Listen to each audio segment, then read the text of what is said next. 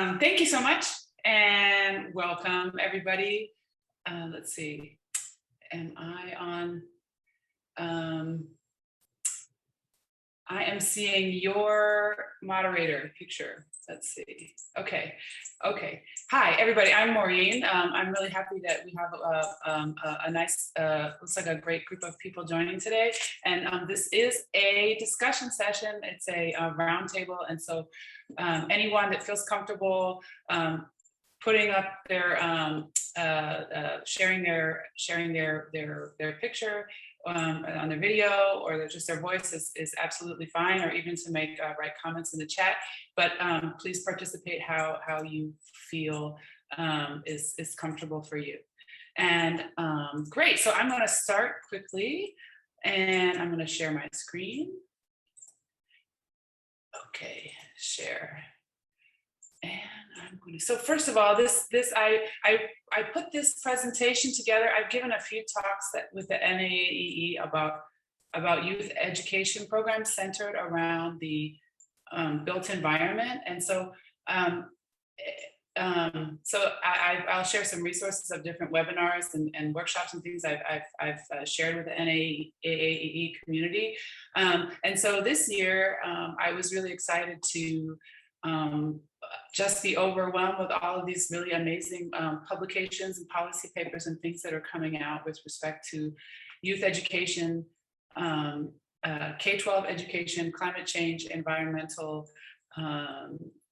education. So I hope that you all can share with me your experiences here, and hopefully we can continue all the great work that is being started this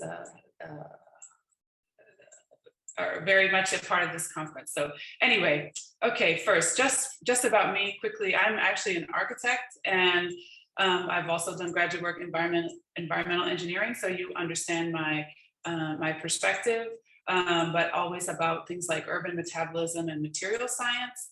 I've worked as a volunteer with the Teach Sustainable SDG goals, so the UN SDGs, and I design youth programs, and this is just a photograph of some workshops where I like to try to help people build empathy through collaboration, systems thinking, storytelling around adapted and resilient cities and buildings. So this is a warm-up, and I might ask Drew to put the in the chat the link to the Jam. What is it? The Jamboard. Name and location. So probably maybe you can put that in the chat. What part of the country are you coming from? Because I'm actually going to talk a little bit about Houston, where I am located right now, and then I wanted to kind of get people's question about what is their idea of a just city. And I can switch my sharing to the Jamboard. Let's see.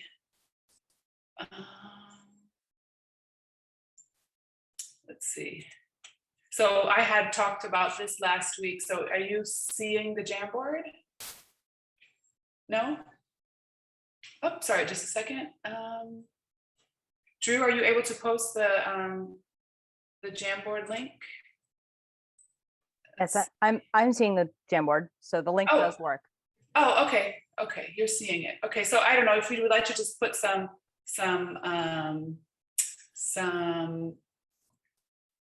ideas about what you think one second, what you think excuse me here, a just city is. Okay, here we go. Sorry about that. Okay, here we go. So last week, these are just some of the comments. I had looked at this with the research symposium last week. Are there any comments or things you might want to put in the chat? You're free to do that as well. Amazing. Oh, okay, I got checks too. I haven't learned how to draw a check. so you all can keep commenting up there, and children have rights. Okay, awesome. Okay, so now I'm going to go back to my presentation. The star. Okay, let's see. Screen sharing, okay. All right. And then also maybe if you just want to put in the chat kind of what areas you all are coming from around the country, it'd be interesting to I know there's been a lot of talk about this around the conference, but I just had done my own studying about what in environmental education content themes are relevant to the Just City, and obviously now we can add many more, but I think the point is here to think that actually the Just City is the perfect place to look at environmental education, and also in the case that we'll look at, the suggestion is looking at the climate action plans of different cities. So I'm just going to look at the case of Houston. Environmental literacy, environmental justice, ecological literacy, climate literacy, design literacy, certainly, to empower modeling about sustainability choices, and et cetera. Okay, let's see, where's my next? Oh, goodness. This is not, okay, so one way to look at the other way to look at this idea is with the sustainability, the SDG goals, and all of the SDG contribute to a Just City. However, in a way, the SDG goals just sort of say, oh, sustainable cities and communities. But instead of saying sustainable city, maybe it's more appropriate to say a Just City, because you're going to be looking at all of the things that we have been posting onto the Jamboard. Clean water, responsible consumption, life on the land, et cetera, et cetera. So actually, the thing is, all of these things are connected, and they can all, because all human activity is sort of interreacting with the natural environment. So I'm going to look at this. Is anybody in the Houston area, or coming in from Texas? So I have, as an architect, I had the chance to work volunteering with the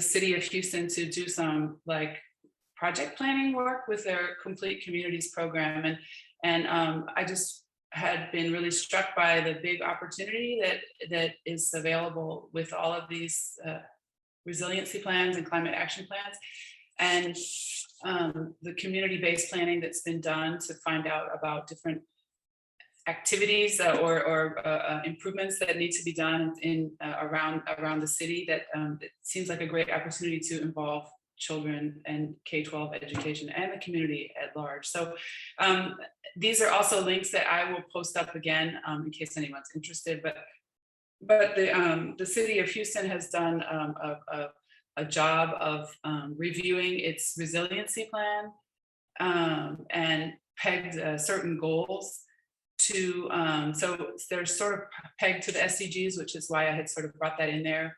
At the same time, separate but similar, is called the Climate Action Plan, where there are also goals looking towards creating a resilient city. So at the same time, these things are pegged to the Sustainability Development Goals, SDGs, and I would argue here they're saying that just these four are mentioned, but obviously there's a lot more. So one of the interesting things that Houston has done, and this would have been in the past, like this was published in December 2020. So the mayor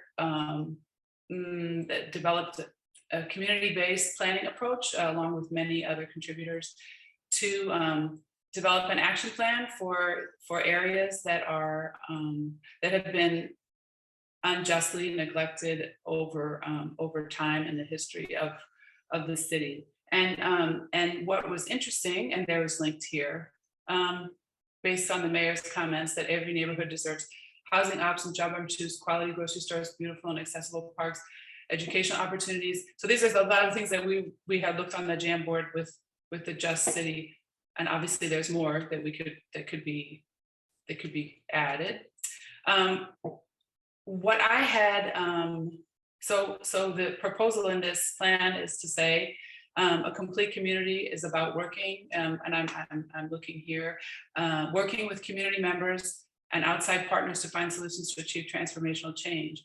We have listened to the community, and this plan will serve as a catalyst for investment, engagement, and increased opportunity. So using this as sort of the kicking off point, I was quite struck by how the communities had identified their priorities themselves through this community process, saying, well, we need to create community leaders by engaging youth.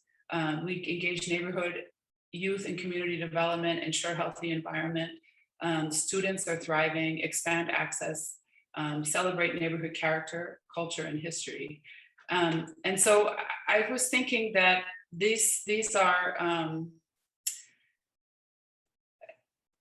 great opportunity. And then again, here's just another viewpoint here where they're listing, for example, what is the time frame for the goal?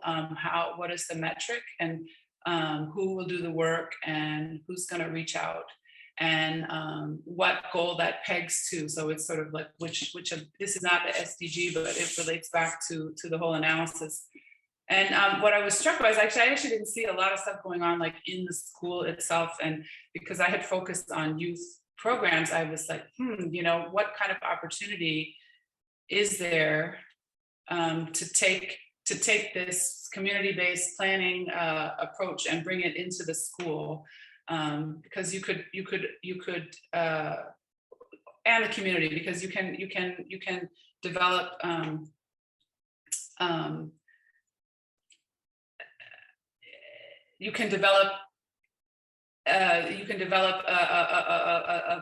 excuse me, you could develop people to really actually be able to be empowered to do change. And so anyway, I'm really happy to have come across all of these fabulous works, and some of these people are at the conference here, where we're seeing more and more published and work and policy towards things like defining quality education for climate action, identifying knowledge, skills, and attitudes for climate empowerment, and K-12 climate action, support development and implementation of local climate action plans to mitigate, adapt, educate, advance equity, and coordinate with local climate action plans, et cetera, et cetera. So these are also links that I will post up in the feed loop. So if anybody wants to read these things, I recommend. They're very inspiring. Why am I not moving? So yes, and let's see. So now I would like to go back to a little bit of a discussion, and I have this on the feed loop. Excuse me, on the Jamboard. So I have a question. So how is your city adapting to change due to climate or other environmental factors? And how can students get involved with these efforts in and out of the classroom? So if anybody would like to chat, or you can post, put it in the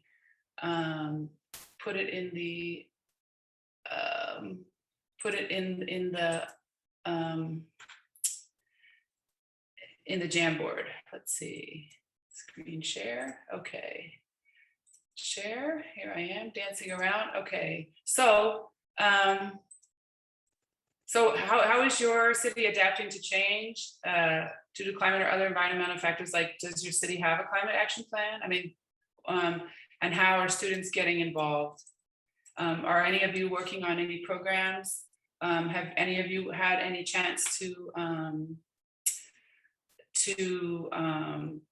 maybe link up this type of resiliency plan? I know I have followed some other presentations, I think, where they had they didn't have climate action plan, but the disaster relief plan and emergency management plan had been also merged with some environmental education. Maureen, So, yep. Rochelle is sharing, looks like a climate action plan for the city of Tacoma in the chat. There's a link there. Oh, great. I don't know Okay, if you sorry. want to follow up on that. Okay. Yeah, I didn't want to put it. I didn't want to put ours in the Jamboard because this link will. We're still in the final stages of the plan in the city of Tacoma. So this link will take you to the public comment page. We're in our last window of public comment. Yeah. And I can answer some of your other questions about how we involve the youth if that's something you want to hear. Yeah, no, this is a discussion. I wasn't sure what we're doing. Yeah, sorry. Yes, please, please. So we didn't involve schools, and I'm really curious about that idea, and I want to think about that for next time, which will be in 5, I think, years. I can't remember if we're on a 5 or 10-year timeline at this point. But we did very specifically reach out to frontline communities, and we defined people under the age of 24 as also frontline. And we offer stipends for participants who were intersectionally identifying in at least 2 of the many frontline communities that we identified. But we reached them through like youth groups and community organizations rather than through schools. Okay. So we facilitated workshops with youth at, for instance, our LGBTQ youth center in town. Okay. To get their input on the plan. Is that speaking to? Oh yes, that's perfect. Yes, yeah, yes, yeah. And how? I mean, I guess. Would anyone else have a program or something like that they would like to share? Okay, there's a great resource here. Echo Schools in the chat. So let's see. So where do I want to go back to? Okay, now I can keep going. Perhaps, do any of you see, let's see, I'm going to go back to, definitely. So I think there is obviously, like I said, I had proposed this conversation before a lot of some of these documents I had discovered or had been recently published, where there is actually a lot of momentum trying to push for the integration of these climate action plans or resiliency plans into the education. So so let's see, the other question I was going to talk about was let's see. Okay, so the one thing I can do, I mean, I can share some programs that I have been working on, and how these sort of complex things are put together, because you're looking at many social infrastructure issues, etc. So one of the things that we had done through some research about how to connect the dots, if you will, like if I go back to this global goals, how can I connect the dots, and how can I connect the dots in like an age appropriate way? So that's what I've been personally working on, like teaching kids from in the K-12 area, mostly middle grades, about how to think about how their city, what are the different systems in their city that they can act on, and how are they interrelated.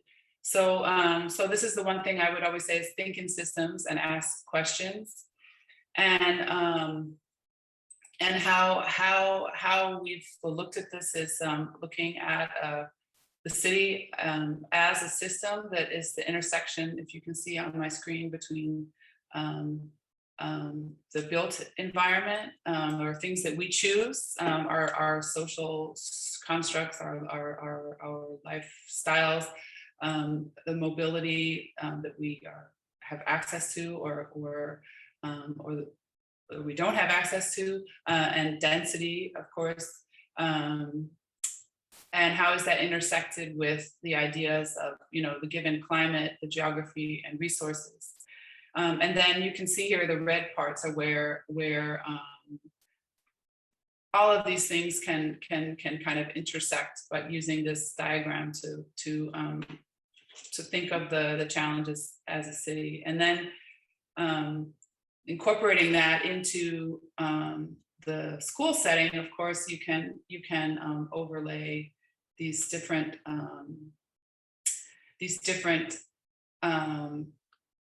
requirements, if you will, for the education, for the learning goals like science standards, social studies, etc.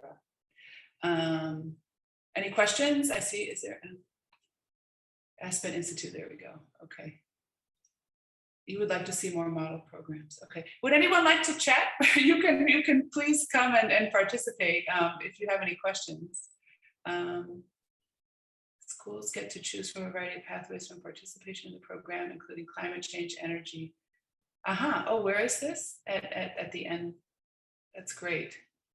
Okay, definitely. Like I've seen some, so here's just an example. Like this also comes from the Resilient Houston book, where, and this also looks like some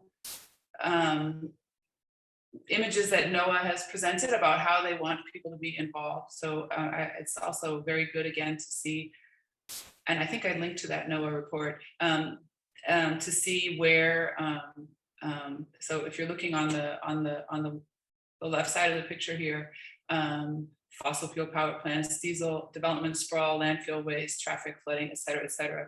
And then how to understand how all these things are interrelated, and then how the solutions could be, part of either urban gardens, could be part of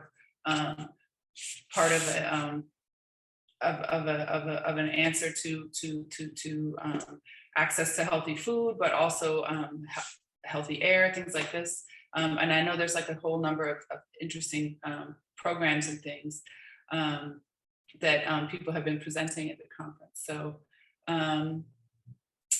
let's see. Community engagement guidelines for excellence. Thank you. That's awesome. Yes. Another thing, I guess, that I personally had, in my experience was, and I think this is the idea of having systems thinking, essential questions, place-based education, and then also STEM design thinking as kind of a basis for the K-12, for the education program. And let's see. Do we have any? I have to go to our town has sort of forgotten. Okay. Anybody have any comments or questions? Or do you want me to continue sharing a little bit? So a lot of this program that I'm talking about has been in an AAE webinar, but and so I don't mind sharing again, but I would love to hear from other people. Any comments or questions?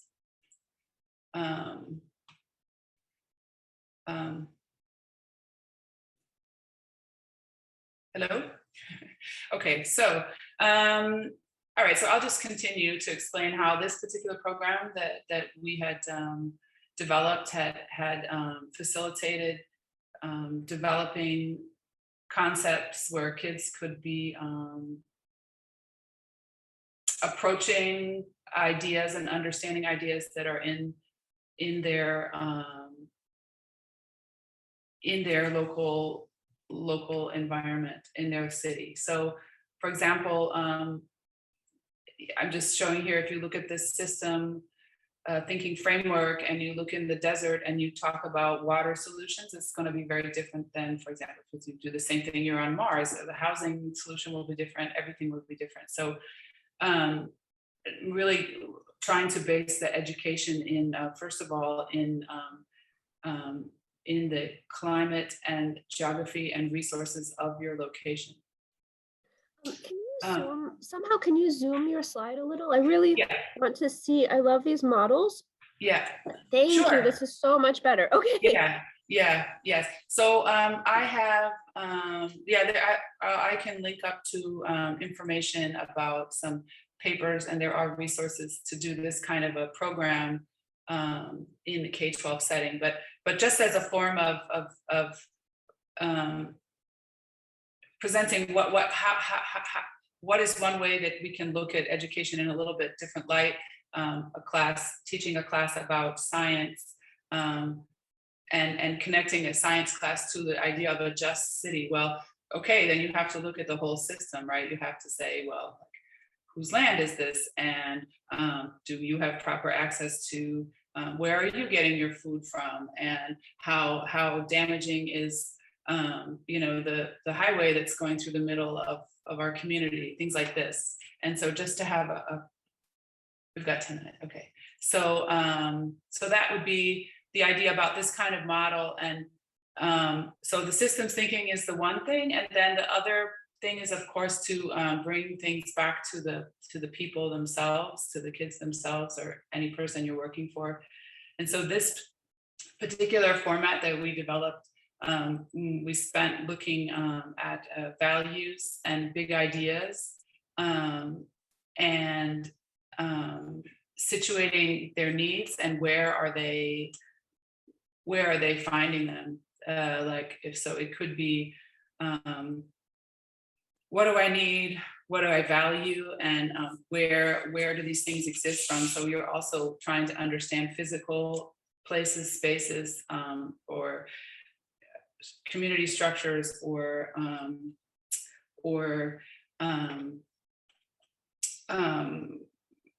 family, etc.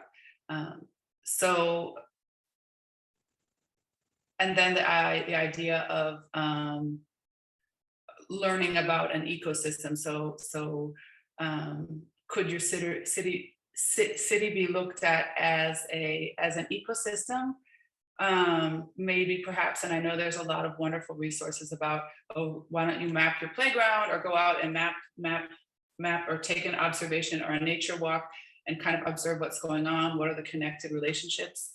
But if it's something you can observe, and then to try to scale it back up to, oh, this is what's happening with the city, right? Or this is what's happening with our humans interacting with nature.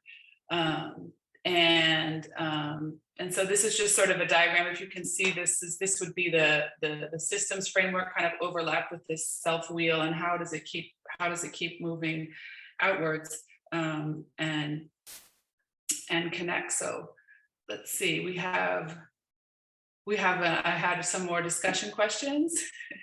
Can we repurpose education for climate action? And what are the biggest hurdles?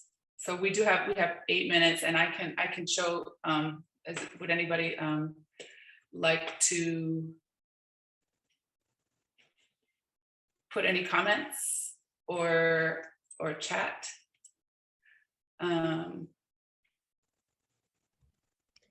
I joined a little late, so I'm not sure what format y'all have been using. Are we just unmuting to chat, or are we putting yes, I'm sorry if I hadn't been specific. Yes, anybody, however you're comfortable, you're welcome to put something in the chat, or you're welcome to, it is a discussion session, and so I have a lot of information on the particular program, but they're available through links I can give you. So I would actually be more interested in hearing about people's experiences. And I've heard so many wonderful examples during the conference. And so I was just sort of proposing this out there as an idea about the climate action plan and how is it integrated into K-12. So if you'd like to make any comment or share resources or something, I would love to hear it. Yeah, well, I was just thinking about the prompt you had on the screen about, can we repurpose education for climate action? And I think that if education is done well, it equips students for climate action. And so I guess education as it's currently done might need to be repurposed, but true education would already be equipping students to do that work. Yes. And I think I had linked up what I had mentioned, that especially there's some really nice writing from one of the keynotes, or the panelists, Christina Kwok, and also the climate action, Empowering Climate Action, the book from see this as well. And I linked these up, and K-12 climate action from Aspen Institute. So yes, I think there's a lot of initiative of things moving forward, but I had hoped we could have a discussion about how people are actually doing that. So especially, I would say, for example, my experience is like because you're bringing together like a lot of disparate people in a way, it just takes it to try to find a willing person that would say, oh, hey, let's try this out. So like, for example, I've been able to work on programs like through the NAE. We've given out our program, and then teachers will pilot it in schools. But I just see there's such a much grander opportunity, so any other comments or questions? Let's see, Rochelle? Well, I didn't realize until you just said that this was a roundtable rather than a traditional presentation. I wondered why, anyway, you were approaching this with the format that you were approaching it with. So, but I really actually did come to hear because the reason I'm sort of saying this was a revelation to me and why I came in expecting a traditional presentation is that I don't think we did a good job, or just like hoping for one, is that I don't think that in our city plan, in all that we did a good job in many ways. We didn't really engage youth in the planning process, except for those slim ways that I described already. So yeah, I was looking forward to hearing from you or others about ways that was successful, so that when I think about the next iteration, I can make suggestions to our Office of Sustainability of how to better connect. For sure. Yes. Yeah. Well, I mean, what I had noticed, for example, looking at this plan from Houston was, through the community-based plan, actually, most of the goals from the community were centered around developing their young people. And so I said, oh, okay. Let's see. We have 3 more minutes. So I've posted a bunch of links there. And so you can see in the different webinars that, for example, of some research that I have done, and results from that, and then also some of the recent paper publications and things, policy papers and things about how this is needed and how it might happen. But my understanding through discussions, for example, is that it's sort of happening in sort of hot patches in different places, but not necessarily as a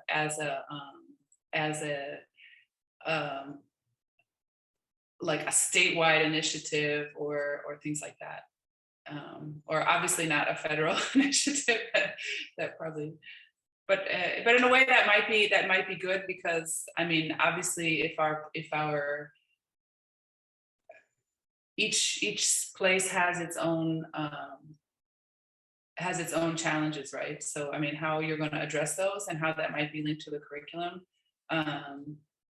is going to be, it's going to manifest itself a little bit differently, perhaps. So, yeah. Okay. Hi, this is Luciana. I don't have that much to contribute, but I just wanted to share. I really liked the brief example of also like designing for different places.